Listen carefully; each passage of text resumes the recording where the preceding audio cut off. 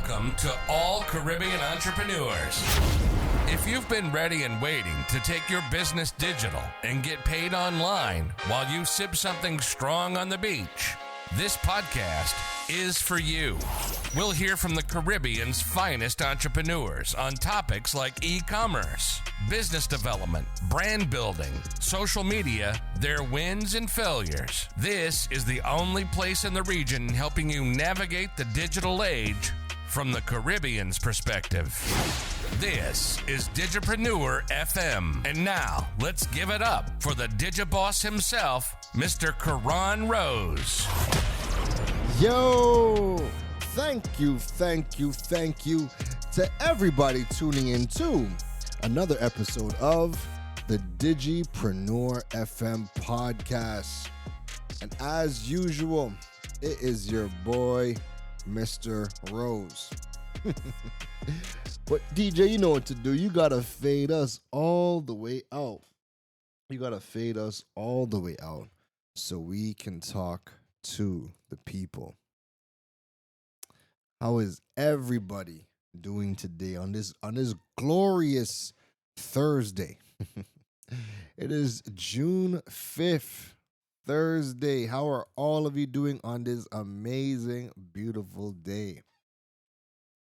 I want to thank all of y'all for tuning into episode number 191. Halfway through the year. How you feeling? You feeling good? Are we on track to achieve what we wanted to achieve this year? If not, take some time to reflect, see if some changes need to be made. And if you are on track to hit what you've set out for this year, pat on the back, keep going, keep that momentum up. For me, I think this year it didn't start out what I'm doing now, or I guess how I feel now, or maybe what I thought this year was going to be. I don't know. It feels very different, but different in a good way. So I'm in a good place. I think a lot of good things are happening, and as things actually, I know I could actually say it now. A lot of things are happening, and it's different. It feels different. I love the energy as to some of the things that are happening for me in my space right now. I think one of the biggest things that's happened is I officially am going to China this month. I got contacted by Huawei, and I'm going to give you that story. I got contacted by Huawei, and they basically asked me if I'd be available for this month to go to MWC, aka Mobile World Congress. It's the biggest tech conference in the world. The two biggest tech shows in the world are Mobile World Congress and CES, right?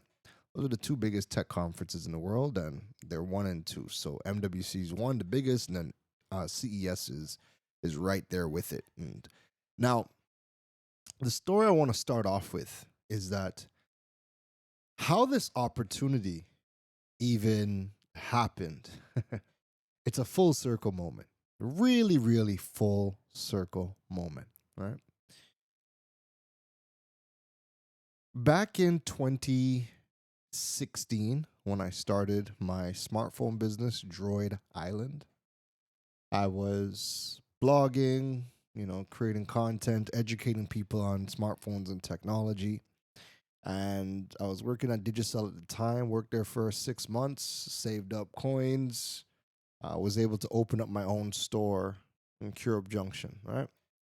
And whilst I was able to step out of Digicel, open up my own store and start to now sell the products, right around that time, I was in contact with Huawei Trinidad. And through discussions, we decided that there's a brand partnership or a brand collaboration that could happen. And because I was educating, and obviously they're in the business of technology, and at the time, this is 2017, in Trinidad, people didn't really know anything about Huawei, right? So they needed a lot of education and awareness for Huawei products. And again, because I was creating content, but not just creating content, to be funny or comedic skits. No, I was educating and teaching people on tech. And I was, I was building a base, right? I was building a base. My stuff was getting traction. So we were in contact. We decided that we were going to do a series called the Droid Masterclass, powered by Huawei, right?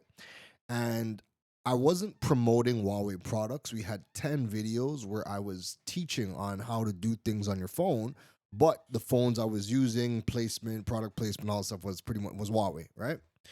But it was education for any device that you were using. So that brand partnership kicked off a lot of things for me, right? It kicked off pretty much. That was the first brand partnership I got, and the hardest one to get is always that first one. And once I got that, the ball just kept rolling. Anyways, I did tech content up until 2020, 2021, right? And then I stopped the smartphone business and I focused 100% on the digital strategy and digital marketing, blah blah blah. Anywho, fast forward to now, and I'm gonna get into this, and I'm gonna get into a transition I'm going through in the next episode. I have an episode that I've planned for that, but I'm in a bit of a transition right now, and one of the things that keeps on kind of coming up for me is I want to kind of get away from educating on problems specific to Trinidad and to the Caribbean. And I want to start focusing more on educating about the things that are happening in the world, but educated and syndicated back into the Caribbean because we really don't have anybody else doing that still, right? Um, so anyways, I'll get into that transition in the next episode, right? So anyways, I know that I want to get into more technology and lifestyle. I want to start showcasing more about how technology is being used to enrich people's lives, because I think one of the biggest problems we have in the Caribbean is we reject technology. We're very tech averse. We hear things, we don't really appreciate it. And a lot of it is because we don't really see any of the technology working at a high level in the Caribbean, right? Let's be honest, right? A lot of the applications that we use, I haven't used a banking app in the Caribbean that I liked.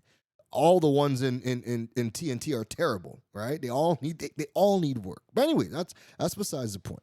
But all of these things just make technology very tech averse for people, and I think that a part of it, because they don't get to see it working in real life, they don't get to touch it, they don't get to interact with it. Whenever there is a problem and they try to call customer service, whatever, it's long holds, it's attitude, it's more people that don't know, and you never really end up getting the assistance anyway.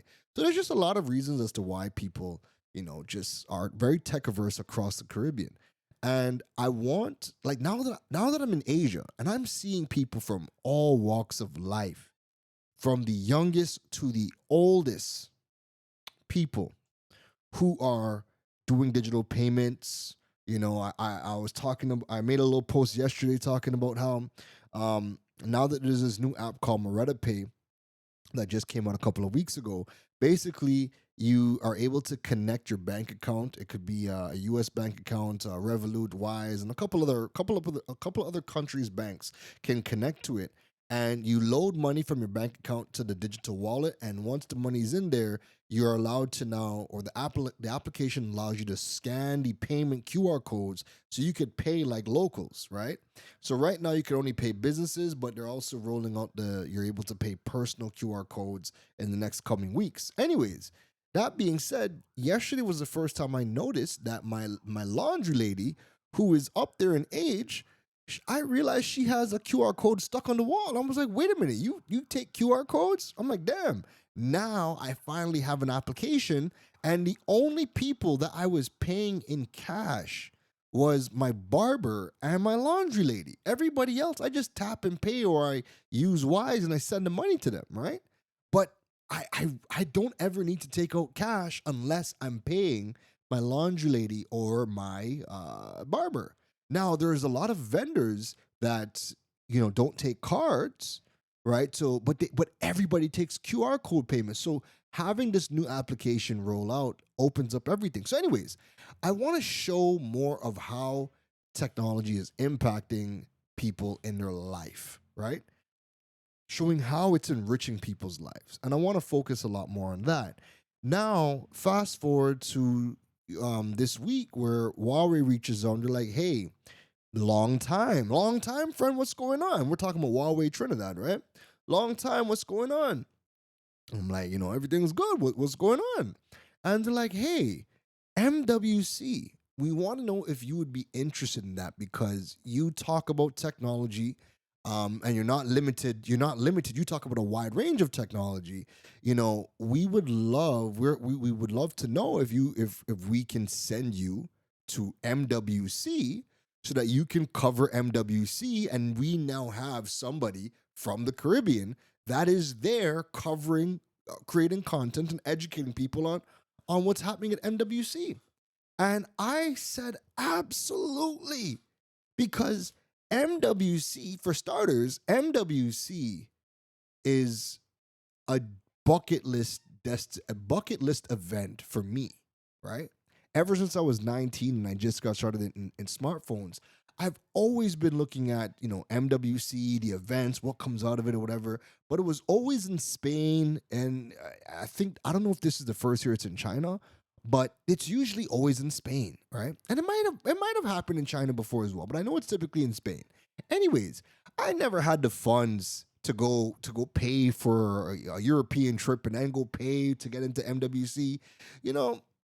So now that I've made that decision to, come out here, the work that I have put in over the years and still relevant for them to be like, hey, we want to send you to MWC to cover it on our behalf.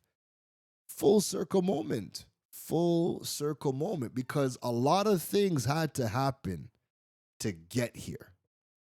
Right? So I'm at a good place.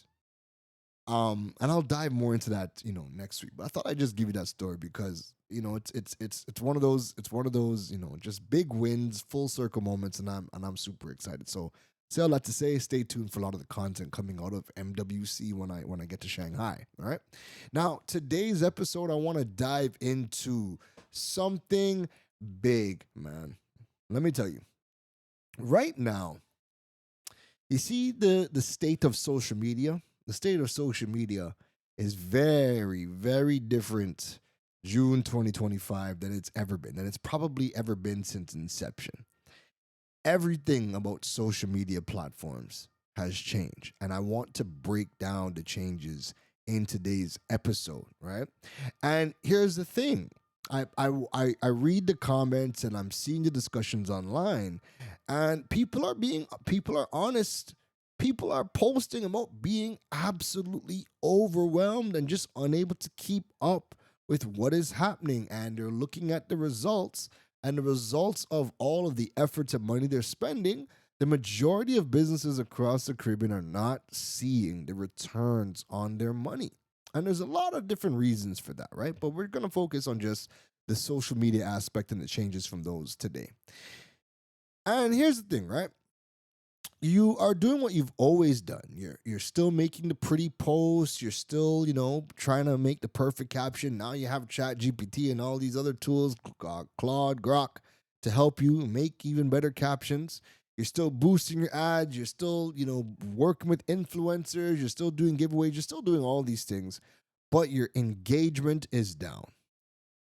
Your ads aren't converting like they used to, and worse, you're spending more but getting less. Why? Because the rules of social media have changed, and many of us simply did not get the memo. You are no longer competing with the business next door. You are competing with every single content creator. You're competing with every single brand and a voice that knows how to keep people's attention. And in 2025, attention is the new currency. So here's the question I want you to really sit with today. Is your current marketing strategy actually designed for today's audience? Or are you still stuck in 2018? I want you to let that sink in. Because today's social media platforms are no longer social media platforms where you come online and you're just connecting with friends and family. Now the social media platforms have turned into what is being coined as interest media. And I'm going to walk you through the major shifts and what Caribbean businesses need to do to stop the bleeding of money and to start building real momentum. Okay. Now, before we dive into the breakdown, I want to bring something to the forefront. Gary Vaynerchuk is one of those guys who has always been on the money when it comes to social media, right? And this episode is inspired by a conversation that I had seen. He had posted a clip talking about how social media has changed and interest media is in. And obviously, it got me thinking about it because for the most part, and I think this is, something was stuck on my tongue. Yeah, and for the most part, when I think about, there's a lot of people I talk to online who I don't follow. However, I talk to them online, and because I engage with their content, I continue to see their content, whether you're following them or not. Then there's the flip side where I don't really see any of the people's content that I'm following, and I typically get the content from people I'm not following. But it's content that is so relevant to what I've been searching for or engaging with that it doesn't bother me to see people's content that I'm following or connected to. Because if it's interesting, I'm going to engage with it. I'm going to see it some more. And when it's no longer interesting to me, then you just stop engaging and, well, they just become another follower, right? So Gary Vaynerchuk has always been kind of on the cusp. And, this, like I said, this conversation was that he had me thinking and wanted to dive in deep. But there's some things that he said that I want to share to really set the tone for today's conversation. So Gary Vee said that social media as we know it is no longer here, and we are in the era of interest media. So what does that mean? It means that platforms are no longer built around who you follow. They are built around what you care about. Gary Vee continues on. Gary Vee says, all of my followers that I've amassed over 15 years are becoming less important because a person with 0 followers can post a remarkably good piece of content and outperform me. And I'm one of the most followed people in the world. So I want you to really just let that sink in for a second. Gary Vee has millions of followers. And Gary Vee has recognized and is seeing on a daily basis that somebody who starts social media today could simply make one remarkable piece of content. And that content can get more traction than a piece of content that he puts out. That's because of interest media and how the algorithms have changed. So the person with no followers, no brand, no budget, no team can now outperform one of the most influential people on the planet if their content is correct. And again, this is not a theoretical, it's actually happening. The algorithm no longer cares about who you are anymore, and it only cares about what you post and who it serves. And if you are still trying to game the system by posting perfectly polished flyers, you're trying to do all the following tactics, follow pods, you're trying to pay for followers, you know all the tactics, right? If you are somebody who is still bleeding yourself dry because you're running generic ads, again, you are playing a game that no longer exists. So I wanted to share that from Gary Vee, right? Because again, Gary Vee has always really been on the money. I'll find the clip that where he was talking, and I'll add it to the show notes so you can check it out from the horse's mouth as well. So what's changed?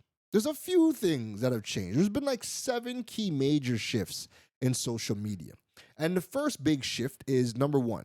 from the social graph to the interest graph. So we've officially moved from social media to interest media. And that means that your content is no longer shown to just your followers. It's shown to people that the algorithm believes will care about it. So what does that mean for you? It means anyone, even somebody with 0 followers, can outperform a large brand if their content is more relevant, more engaging. The algorithm is no longer loyal to your following, it's loyal to the attention. It's loyal to the attention. This is why you see there's a lot of people that have very low follower counts but have high engagement. Like, especially if you look on TikTok, you'll see somebody with 5,000 followers and they might have 200,000-300,000 likes. And it's because people are engaging on the content regardless of who it is. Once it's something that they're interested in, they're going to engage in the content. And the platforms are kind of just set up now where as long as you engage with the content, you're going to get more of it. So there's no need to even think about following. Think about TikTok for a second, right? Because you can only scroll up, you can only scroll down, and it's all video content. When you engage on one type of video, you literally get 20 types of videos back to back to back to back to back. And the more you engage, the more you're going to get. So TikTok is an amazing platform, especially when you're learning something and you want to immerse yourself in something. Just jump on TikTok, type in that thing that you're trying to learn or that you want to engage with. Find a couple of random videos, engage with it, and next thing you know, your entire feed is now flooded with useful content around what you just searched for. Right? One of the things that I'm trying to get done this month is I want to go start my scuba diving and I want to get licensed, right? And naturally, because I'm looking at scuba diving content, looking at places, reviews of places, yada, yada, yada. Listen, my entire feed right now looks like The Little Mermaid. My entire feed right now looks like The Little Mermaid, right? So as soon as you start to search for content, you're starting to get more of the things that you were interested in. And honestly, I think that's great because the people that you tend to follow, a lot of times might not be posting things you care about, right? And if they do and you see it and you engage, you're going to get more of it. But again, a lot of times the people that you follow, that you're connected to, aren't posting things that you really care about. So I do love this change where as long as people are interested in that particular thing, you will get the engagement. Okay? Second, followers do not equal reach anymore. So remember back in the day, if you had 10,000 followers, you could expect a good chunk of them to see your posts. Well, as we know, not anymore, right? And the reality is that most of your followers never see your content unless it performs well. The new game is content quality and engagement, not just building these follower counts. And if you're spending money to grow your followers but not seeing sales or interaction, again, you're focused on the wrong thing and you're playing the wrong game. We're not here for popularity. Remember, the majority or some of the most popular people on social media aren't making any money. And they have a regular schmegular jobs. I mean, nothing wrong with that. But popularity doesn't mean money. You can be the most popular person on social media, and we know that that doesn't equal to coins. And we are in it for coins because you are in business, right? The third key shift in social media is that video is no longer optional. So video has become the most powerful format for discovery, retention, and conversion. So whether it's short form video content like Reels and TikToks or longer pieces of content on YouTube and LinkedIn, video now drives the most reach and resonance. And if your content strategy is still image-based or overly reliant on graphic posts, you're automatically limiting your visibility, point blank, period, right? You need to make video the foundation of what you are doing when it comes to social media marketing. Now, again, this is for social media. If you're blogging, that has nothing to do with social media. If you're doing YouTube, if you are podcasting, these are things that exist outside of social media. What is working on social media is video content, right? You want to mix it up because video content, carousels, if you are building your personal brand, photos do amazing for personal brands. And not so much. I think with companies it's hit or miss, but you see photos for personal brands, they hit. They hit very well. They hit very, very well. So play around with the content, but you should be thinking about how we can create more video content first when it comes to social media. Okay, ain't really you don't really have a choice. Next is that, and this is a big one. The fourth thing that's changed, right? We're talking about 7 changes that have happened in social media. So the fourth change is that aesthetics are overrated and realness wins. So that era of perfect curated Instagram grids, pastel palettes, all that stuff is gone, right? Audience crave realness. The messy behind the scenes, the stories, content that feels real and uncooked, unedited. That is what people are looking for today. Today, a slightly blurry video of a real customer can still outperform high budget photo shoots if it feels authentic. And the brands that are winning now are the ones who let go of perfection and embrace the power of being real. Right? Before there was a point in time where you had to spend big money to make the most polished videos, the coolest graphics, the coolest animations, all that good stuff. And that worked. But it's completely gone. And even when I hear people talking about their feed, oh my God, their feed. Listen, people don't go to feeds like that anymore. Think about that for a second, right? Think about that for a second. And I guess this is predominantly for Instagram. Before you're doing all these. Remember when you're doing all like the 9 block images, so that when someone clicks on your profile and look at your feed, it's all this uniformity or a nice big picture. All that stuff is dead, right? Now you see what TikTok did. TikTok just has you just scrolling, right? Scrolling, looking at video content or even some carousel content.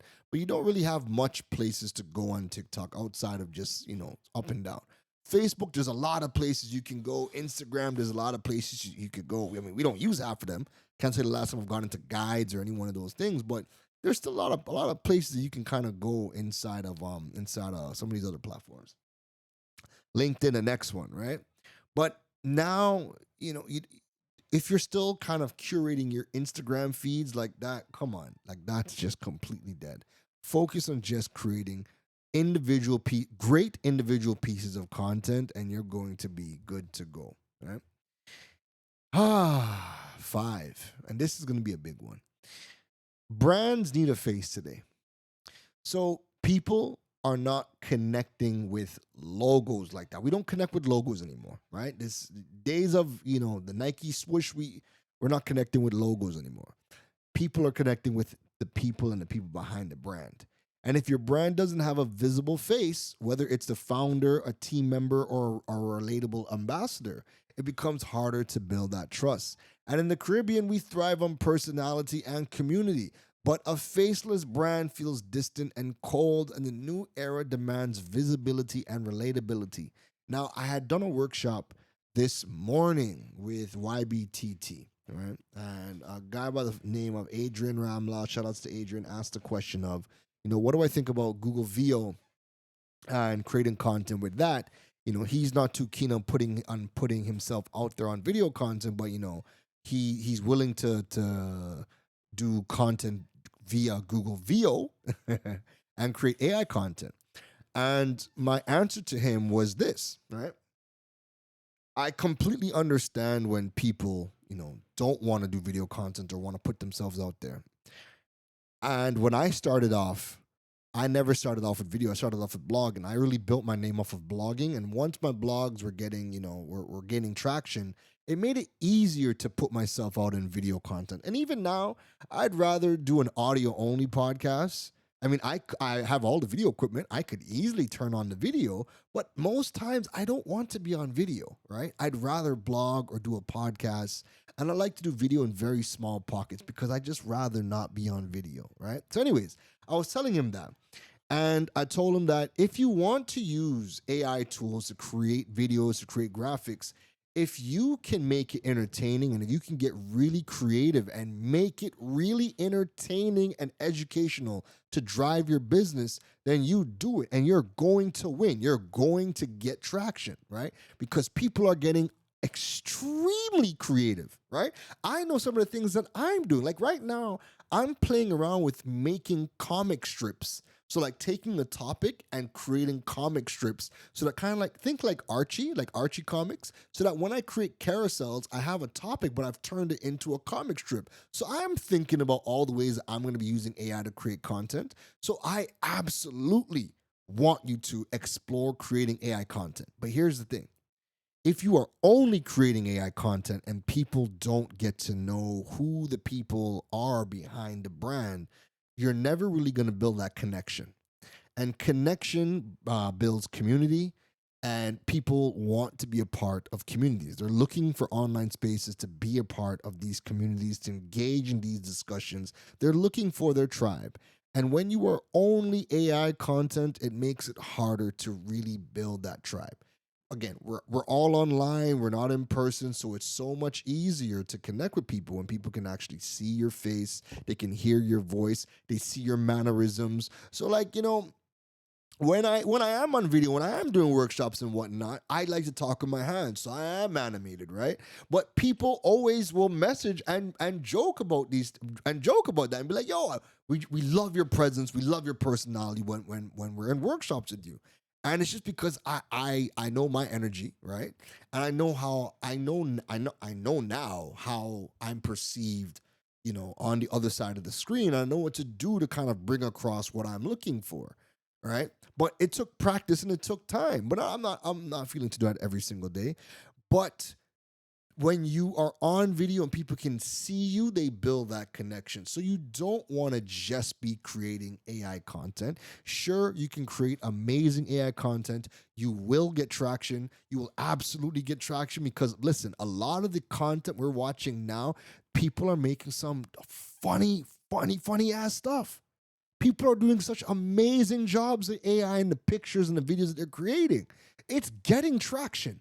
We're seeing the traction, so you can absolutely do it. However, if you want to be around for a long time, you have to build that connection to people. And the only way to do that is by putting your face out there, letting people get to know you. And again, you don't have to put your business out there, like your whole personal business, but you got to let people get to know you, right? And build that connection. That is how you win. And you win like that, especially in the age of AI, when all these other people are trying to build faceless brands where we'll get cheap laughs, sure, but the connection is never really going to be there. So in the age of AI, when everybody is creating a whole bunch of AI content, the best thing for you to do is be human. And the more human you can be is the more connection and more trust you're going to be building, especially because people are getting flooded, and it's going to get even worse. People are getting flooded with AI content. And yes, it's cool, it's fun, haha, kiki, a lot of it's dope, but you still want to see a human face. So, blend that in, right? Use the AI content, but you definitely have to blend in your face and being relatable. The sixth point that's changed is that ugly ads that perform beat pretty ads that flop. Let me say it again. Ugly ads that perform beat pretty ads that flop. So I know this one might hurt some people's feelings, right? Your ad doesn't need to look amazing. It just needs to work. And what's happening is too many businesses obsess over the branding and the aesthetics when people don't care and they ignore the performance. Test ugly ads. Test unpolished videos. The goal ultimately is to convert and connect. And the most important metric is not, is it on brand? It should be, did it work? Think about how many businesses are spending copious amounts of ducats on hiring videographers and photographers, and they're breaking the bank to shoot this amazing content that is fit for a magazine. And then they post it on social media only to get 5 likes because people don't care for that stuff anymore. People don't care about your brand colors. People don't care about your logo. They don't care about these things. When they're on social media, it's not about the aesthetics, right? It's not about your color palette. It's not about your font. Nobody has ever said, you know what, this video would be good, but you see that font that they used? It's a 9. It could have been a 10, but the font just wasn't. I mean, we're talking about, your average video. We're not talking about those terrible videos that, everything's wrong about it. No. The average video, somebody shoots a video on their phone with a decent phone. They, make a couple of edits on CapCut and post it. Ain't nobody telling you anything about the caption you use for the headline, right? Nobody cares about your brand colors like that unless it's a part of your actual like business and maybe you're a stylist and whatnot. But typically people want real content, right? They're not obsessing over your brand colors. They're not obsessing over your logo. They're not obsessing over overly published content anymore. Those days are gone. Try to keep it as real as possible, as unedited as possible, right? That is what is working on social media. But I think even when you do have, polished content, and if it's creative and it's dope, then it's always going to hit, right? Good content is good content, period. But the difference is that when content creators are making their amazing content, they've already invested in their tools, so it doesn't cost them anything to produce an amazing piece of content. They've already made the investment. They have all the tools.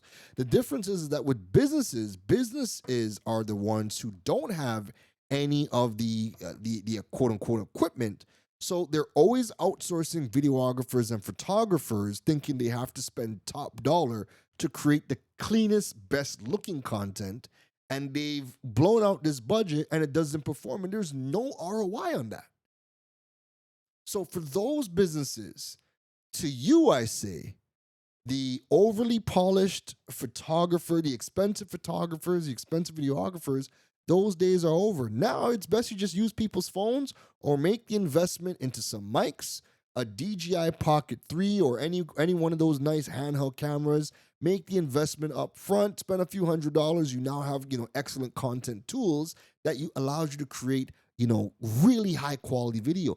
I don't edit my videos that I use, that I post from my DJI. I typically just grab it from camera and just stitch the clips together, and I export and post to YouTube. Right? I don't edit the videos because the quality is so nice out in camera, and because it's so nice in camera, it saves me time from editing, or it saves me money because, I would have to now outsource the editing, right? I'm learning to edit. Like, I'm learning how to do things in CapCut. I want to go invest in a camera, and I want to start getting into more photography and stuff like that. I just sold my Sony A6300, but I'm upgrading to something else. And I can't wait to get it. Like, I want to learn how to create better video content and photography content. But I'm willing to make the investment. I'm willing to make the time. So once I purchase the tools, well, then it's just once I get good at it, I can create better quality content. I don't have to spend a dime to do it. But businesses are spending far too much money to create this overly polished content that doesn't perform, and ultimately it's a loss because it doesn't generate anything for you, right? You're better off, working with a freelancer that comes in with a phone to capture content and whatnot than you hiring a videographer and photographers and spending some of the ridiculous rates. You're better off hiring a freelancer, have them come in with their phone, shoot the content for you, and it'll pay for itself. I'll tell you that. All right. Last, number 7 is niche is the new scale. So as we know, trying to market to everyone is a death sentence in today's attention economy. The most successful brands are ultra specific. They know who they serve and who they don't. And that clarity allows them to create content, the offers, the messaging, that lands deeply. And in the Caribbean, too many businesses water down their message because they're trying to be inclusive when the real power is in being specific, being bold, building that community around your cause or the problems that you solve, you really have to get focused on the content that you are producing. And you know what? When you can get ultra specific, it hits even better, right? What I mean is, so I'm into scuba diving right now. A lot of my content is scuba diving. I can search for Koh Tao scuba diving and get served copious amounts of specific Koh Tao scuba diving. And because Koh Tao is one of the top 5 best places to scuba dive in the world, and I live in Thailand, and it doesn't take me too long. I think it's like an hour flight to get to Koh Tao, right? Once I get there, I could do my thing, right? I can create the content. I can go and find other people who are in love with scuba diving at Koh Tao.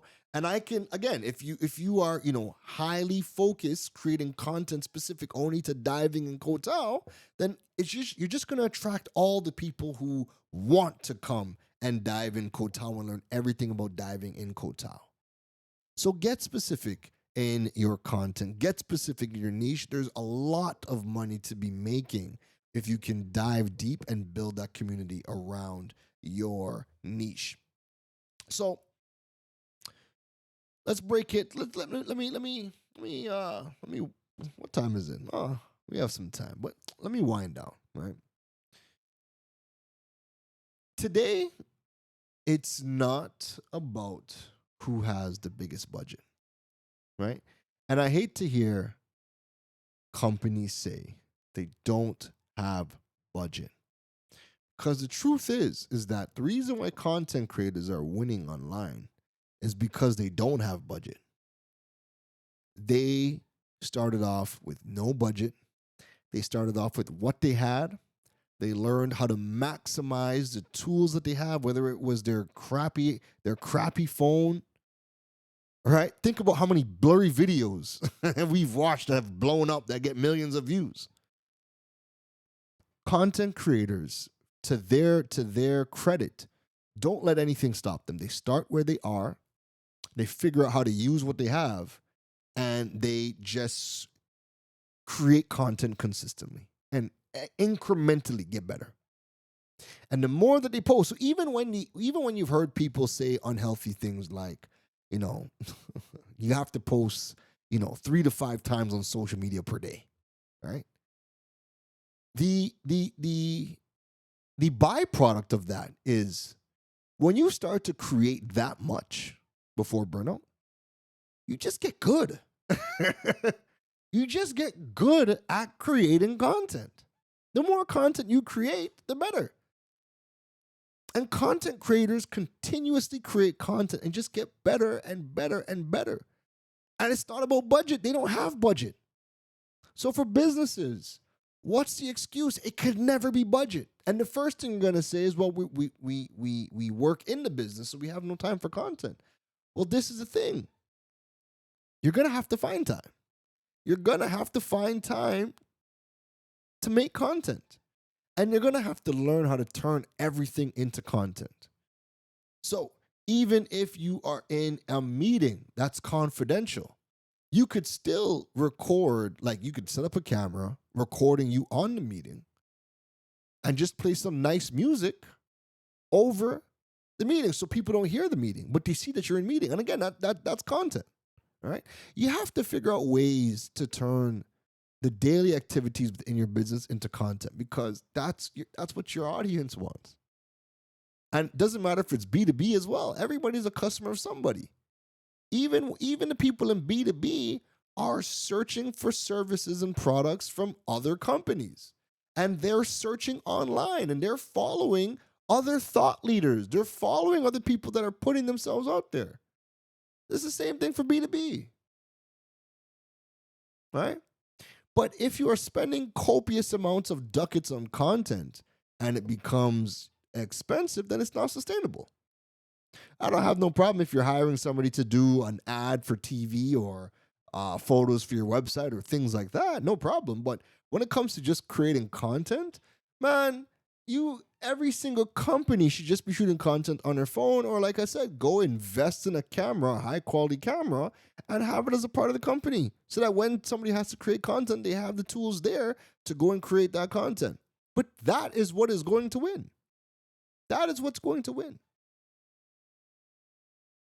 It's better you cut down your budget from the agencies you're using. It's better you invest in some tools, some hardware, so that you guys can create your own content, or go and hire some freelancers. I am firmly of the belief that you, especially because of the times that we're in today, I absolutely believe that if you cut your agency budget by 80 to 100% and just hired freelancers, you would get more bang for your buck at a much better price. Then you could pay the freelancer exactly what they want, because you had the big budget for the agency, so you can absolutely go and hire 2-3 freelancers. They're the ones that are gonna get you content that actually converts. You pay a content creator $1,000 US, $6,000 a month to create content freelance. They're not a full-time employee. They're gonna come. They're gonna batch shoot, edit your stuff, send it off to you, and they're gonna go and work with somebody else, and everybody wins. You win because now you don't have an expensive agency you're paying your money to. The content creator wins because they're gonna get the prices that they want, and they're gonna have multiple clients, so they're gonna make their money on the volume of content that they're producing.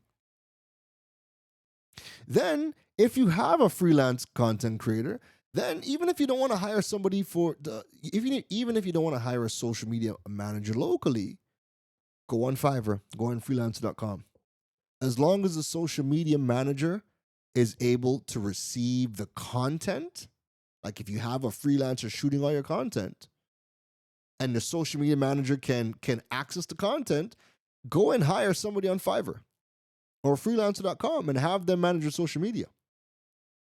And between your content creator that's coming in there to batch create your content and your social media manager and receiving all of the content, you're in better shape. You're in much better shape to save a lot of money. Okay? And then again, your social media manager and your content creator will work with you on creating the type of content that'll work well in today's day and age. So ponder about that. Anyways, interest media. So now it's not about who follows you. Now it's about, are you creating the content that people are interested in? And if you create interesting content, people will engage and people will see more of your content.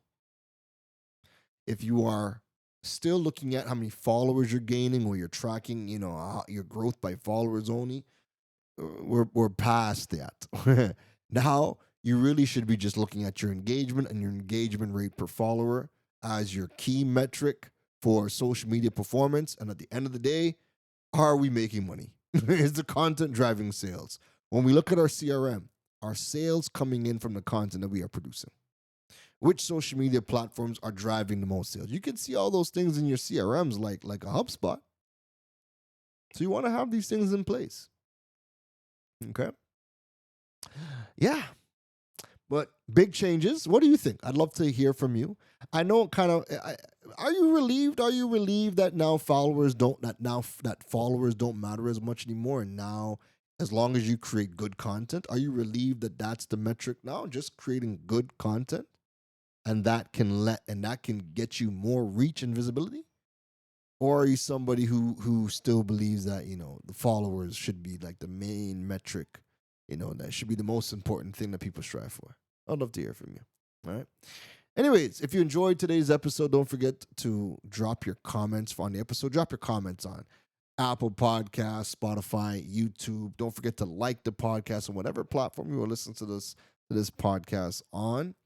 Don't forget to follow me at KaronRose.com to learn more about building your digital presence, almost at social media presence, building your digital presence and monetizing your platforms. And if you want to stay up to date on the podcast, check out digipreneur.fm. All right.